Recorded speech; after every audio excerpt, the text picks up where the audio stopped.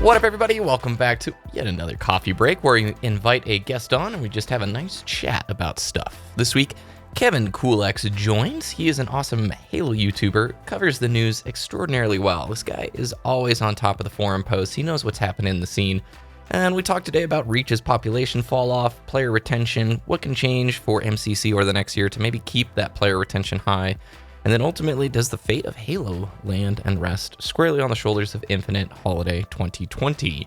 So I hope you guys sit back, relax, enjoy. The audio might be a little funky in some spots. We had to do a little bit of editing to get it all to flow with the ways that we recorded.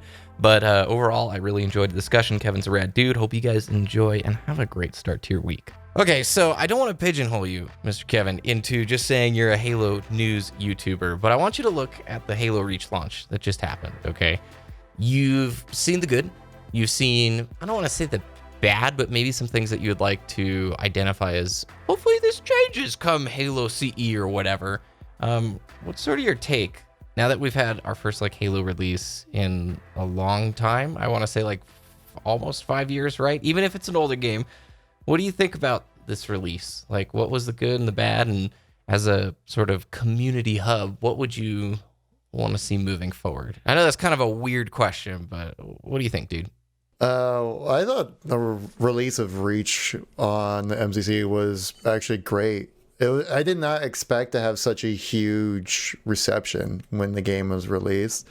This was December 3rd when it released. It was the most watched game on Twitch, and it was like top 5 most played games on Steam, like right behind like Dota and like PlayerUnknown's Battlegrounds and stuff, like even like Counter-Strike and stuff like that.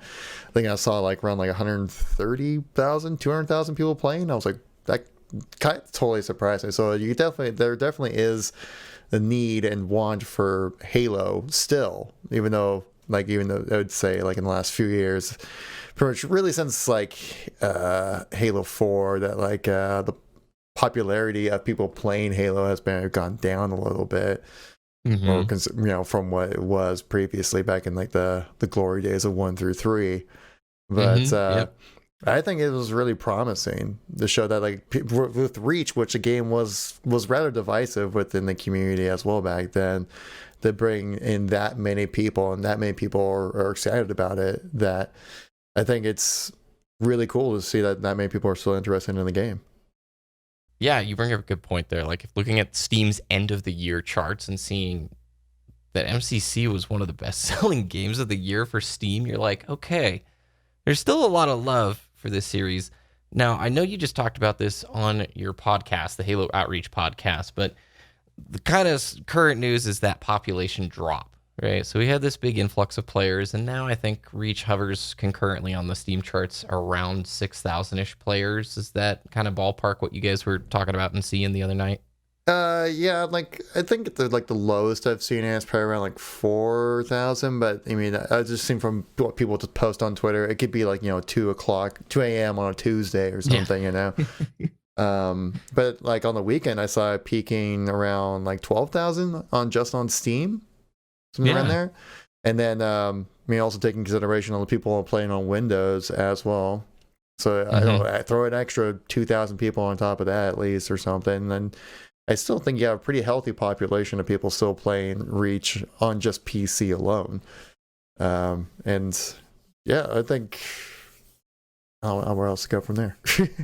Well, I think I didn't really bounce a question because it's one of those things where, we said the population decline. I think you're right. I land in the same boat. Like, I sort of thought the population was maybe going to fall off a little bit quicker because it is Halo Reach. And as much as I love this game, you brought up, it was divisive. Like, the multiplayer balance was divisive. I will say, concurrent player counts of 6,000 would be my dream on Titanfall 2 on PC. Just wait till you're like at the 400 to 500 range of players, and then we'll talk. But, okay, so we're coming into Halo CE. It's going to likely release or launch or whatever on PC February, March, April.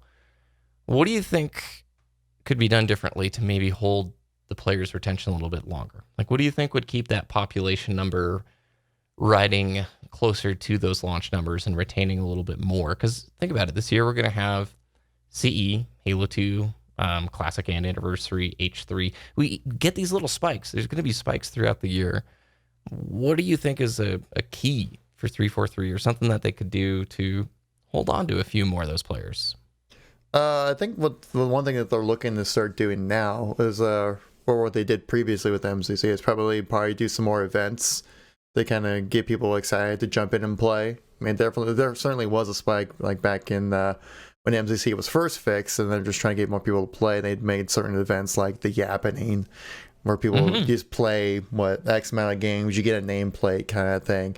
But then you also have like these fun, unique modes that like have never been done in MCC before, that you can opt in and play, and they're actually like a lot of fun to play. So that's definitely one thing, which it looks like they are trying to hopefully start getting into implementing something like that with like the rotational playlist. It sounds like what they're going to be doing for the MCC. At least starting out with Halo Reach, with like bringing, I know you're one of your favorites, CEA playlist coming back. so I'm looking forward to that too, because like the CEA maps definitely don't play out so well with like DMR and Reach sandbox, typical sandbox stuff, especially in maps like High Noon. If that's the name of the Hingham High remake, I think. Playing with DMR starts in that one. That one's just painful to play. Oh my gosh. Yeah. But then you get to play with the proper settings. People actually might have different opinions on those maps. And then, and also we're talking about having those the test arena playlists as well, for you kind of test out things that people may be wanting to try out. As in the community is currently talking about having AR starts in BTB, where I'm like, oh, I don't know about that one. But so doing stuff like that, I think would be great to kind of help keep more people playing. Maybe it helps, maybe better implementation of Forge maps, I think would be really great as well. Because that was actually, you remember, a huge thing when Reach released, was that there were so few developer made maps. I think it was like 9 at launch or something like that. And I remember that being a big issue. And if again, I know you also kind of hit this on your channel as well, talking about the better map rotation and a little bit more variety to what people are playing as well. Like I was playing BTB, it's one of the modes I like to play, and it seems like all I do is ever play like Breakneck and like this one other Forge map I can't even think of right now. But yeah, like a little bit better of the variety in the gameplay as well would be certainly beneficial. So maybe those limited time modes more often, getting some updates, and then including probably a few more Forge maps to keep the experience changing and evolving. We live in the world of games as a service, and I think a lot of the FPS competitors, it's a tough space to compete now. When you look at Apex, Fortnite obviously comes to mind, even Rainbow Six Siege, you are dealing with games that are continually receiving a stream of updates that create a subculture behind it, like this beating heart underneath the whole thing. And when you're a part of those communities, you're experience something in real time. And I think Reach might have jumped the start gate a little bit and came out maybe a tiny bit early before they had in place like the idea for these. You mentioned a featured category coming to MCC. So they are looking to put in place these weekly featured playlists that are going to come down the pipeline.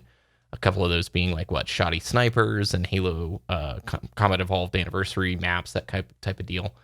I think you're spot on. That could be a huge thing to hold on to some more players after the release of these next games in MCC. Ultimately, I think it kind of is a Halo Infinite waiting room. As much as I love MCC, and it's great, like they're really finally putting the effort into preserving these games in a way that's worthy of the franchise name, all that jazz. I think this is also a good experiment and playground for them to see coming into Halo Infinite, the expectations of their player base. So next question, in that same vein of thought, Infinite's coming holiday this year, right? 2020, which is weird. Looking at the launch of Reach, what is a lesson or maybe something to be gleaned from this in regards to Infinite? If Infinite comes out, what is maybe the one thing that you hope 343 nails? You obviously got to nail a lot of things. But, a lot of things to nail with Infinite. And that's okay. You can expand off of it. But if there was one primary thing, like one thematic or foundational thing, what would that be? I think you'd have to get down the core gameplay loop of what I think Halo is, which is that 4v4 Slayer experience. If they can knock that out of the park, you can kind of build on top of that and do other things like different game modes or larger scale modes or something like that. But if you can get like that 4v4 core, I feel like that's the core aspect of what Halo is. And if they get that down, I think you can kind of really go off and do whatever you want with it really after that. But yeah, there's like a million different things that they need to nail. I don't envy 343 at all developing this game, because there's just so many different directions that have been good for different Halo games, but maybe not so worked when they copy pasted it over to like a different Halo game. And so I think it's super important for them to like also just like have a vision of what they want Halo Infinite to be, to like a very minute level, and just kind of stick with it, stick to their guns kind of thing with that. But yeah, I say get that 4v4 Slayer experience down, and then you can kind of build on top of that when it comes to the gameplay side of things. I think you're right. But I'm curious, a further question then, since at its core you really think nailing that gameplay loop, a good 4v4 sandbox is super critical. What's your favorite Halo title out of the gamut? Which one do you think nailed that the best? I mean, I like all the Halos for like their own reasons, but I would probably have to say Halo 3 was probably the best one. Yeah. Super controversial. Halo 3 is my favorite one. Breaking news, ladies and gentlemen. But like more like my co-host Pat, he actually like hates Halo 3. So, and really? I know. What's his favorite? He likes Halo 2. Which, okay, see, that's a man that I can respect as well. Like, I'm excited about Halo 3, but let's be real here. Halo 2 Classic button combos. Oh, that game is fire, dude. It's so good. Right, continue. Yeah. No, like that. I just liked Halo 3 because I think it was like a continuous progression of what made Halo so great, and then just kept adding to it. Where like CE, that's still a great game, but it certainly plays not the best maybe in current days. With like the way like the hit registration is and the player movements and things like that, I think are definitely kind of show their age a little bit in CE. In Halo 2, it was a huge jump, and then I feel like what Bungie did between 2 and 3 was just kind of took Halo 2 and just kind of refined that a little bit better to be a more conducive game experience for multiple modes out there, not just like your typical 4v4s, because like using what they had like that really fast projectile speed for like the BR like works really well like in arena based modes, but maybe not so great in like big team battle or something like that.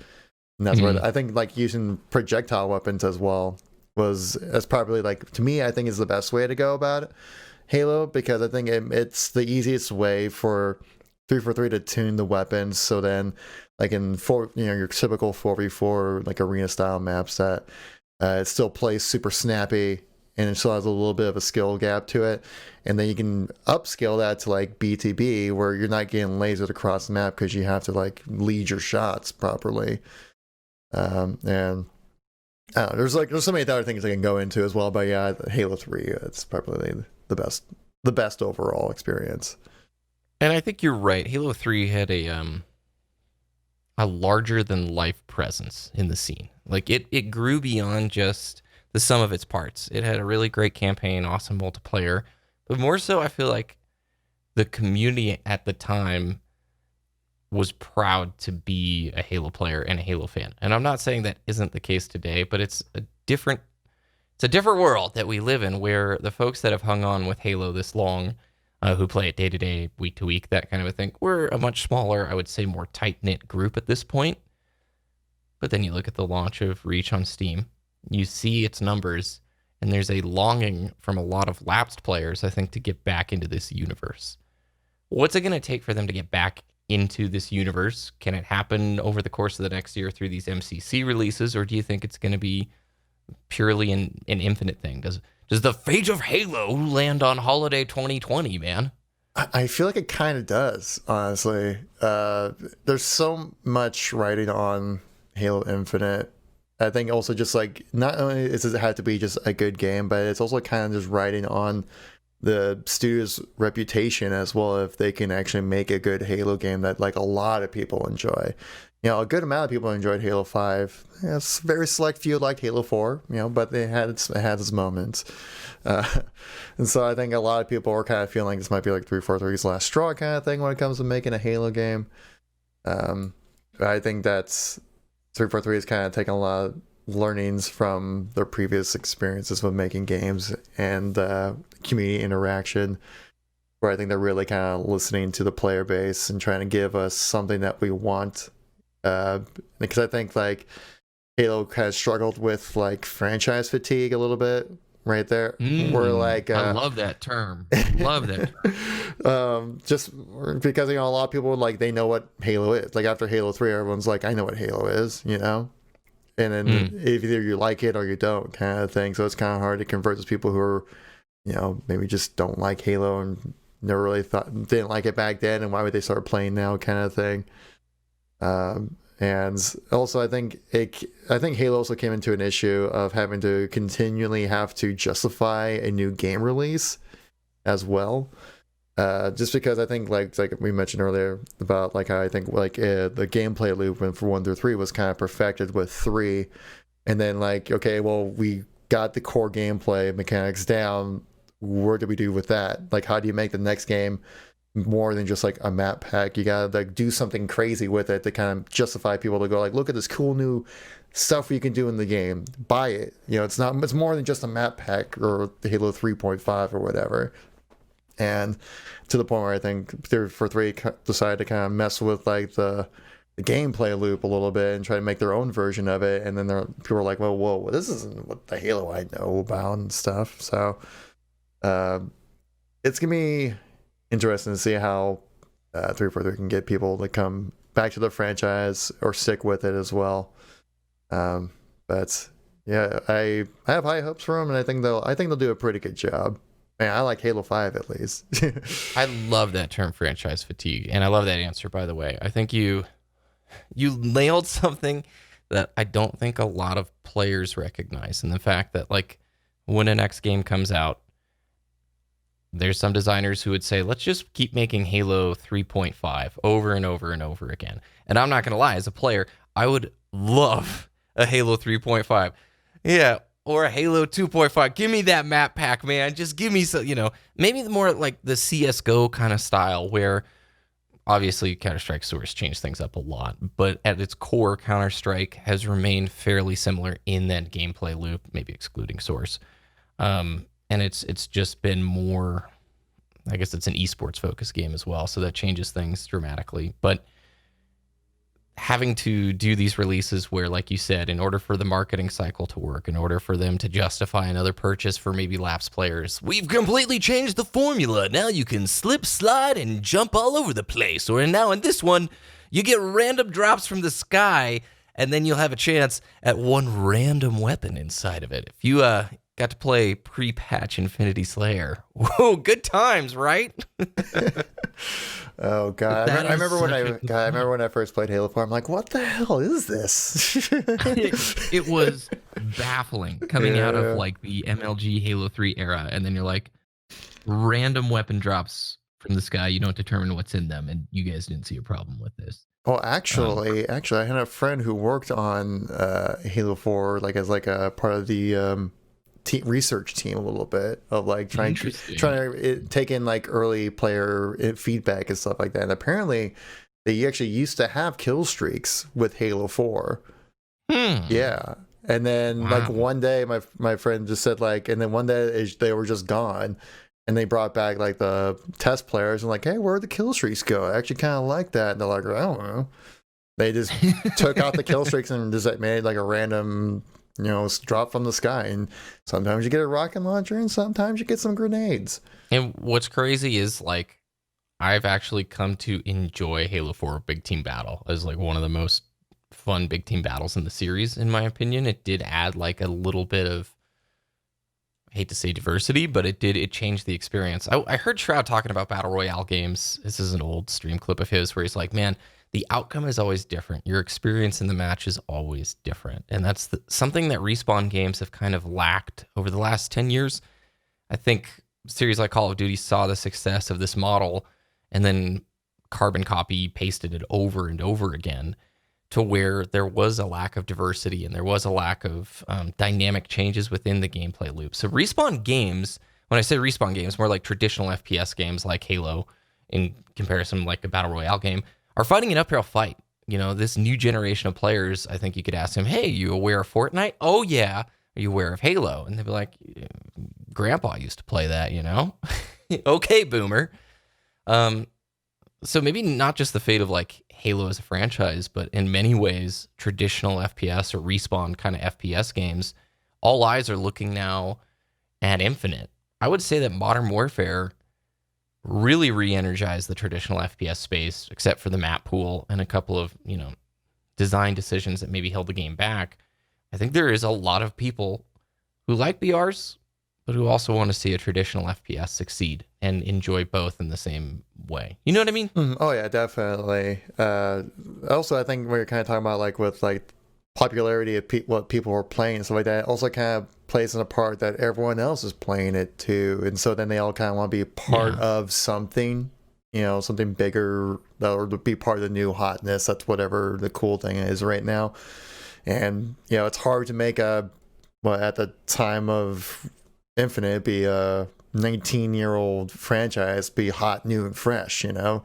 Halo's old. It's been around a long time, and so it's gonna be hard to kind of be like, even though they mentioned it's gonna be like a soft reboot, but we'll see how rebooty or how soft that reboot is, I guess, to keep it like hot, fresh, new experience while also calling back to the old stuff. Yeah, satisfying the whole range of players, which I don't know how they're going to do that, but I wish them the best luck. And I think catching lightning in a bottle is what Halo 3 did, and old franchises can absolutely do that again. And it's not like we need in the Halo scene to have 200,000 concurrent players consistently, 100,000 concurrent players consistently. Honestly, if you get crossplay working effectively, you unify the community, you only really need like 30 to 40,000 concurrent players for like a real healthy scene to continue to grow and to draw eyes, both on YouTube and Twitch, kind of a deal. Because I think Halo 3 had that unified community. I think people who were invested in Halo, whether they played social, ranked, MLG, they messed around with Jenga, they were campaign people, speedrunners. I think at the time there was a sense that I'm a Halo player, regardless of what pocket of that scene you occupied, like whatever sub community you were within that scene, you were part of the bigger Halo community. And I think right now it feels a little bit scattered.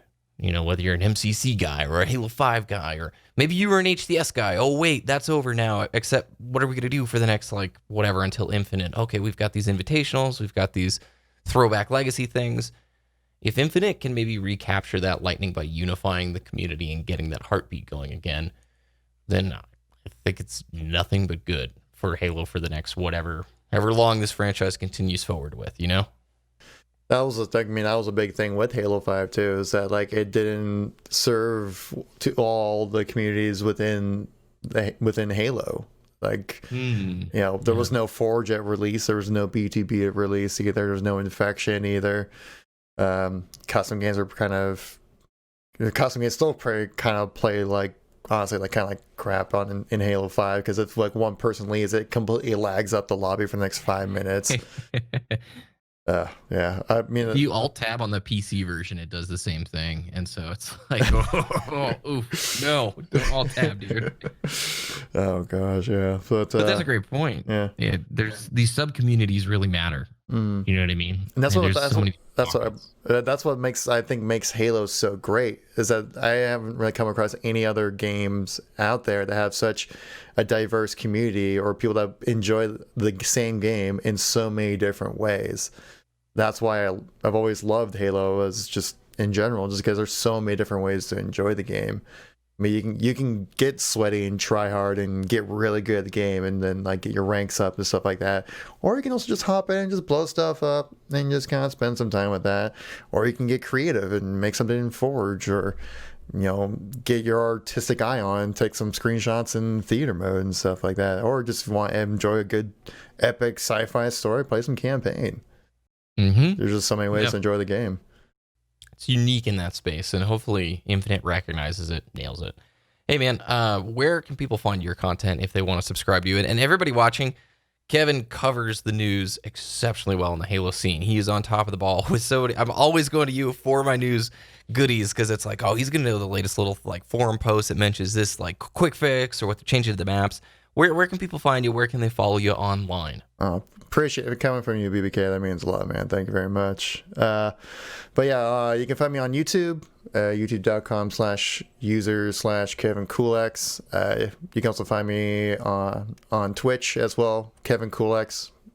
You can find me on Instagram, KevinKoolx. You can find me on Twitter. You can find me at KevinKoolx Halo. Yeah. There's a KevinKoolx before you. You're gonna have to like go after that dude. I know he makes Minecraft videos. I mean, he's been what I am like who else has like the lame like my gamer tag is pretty lame.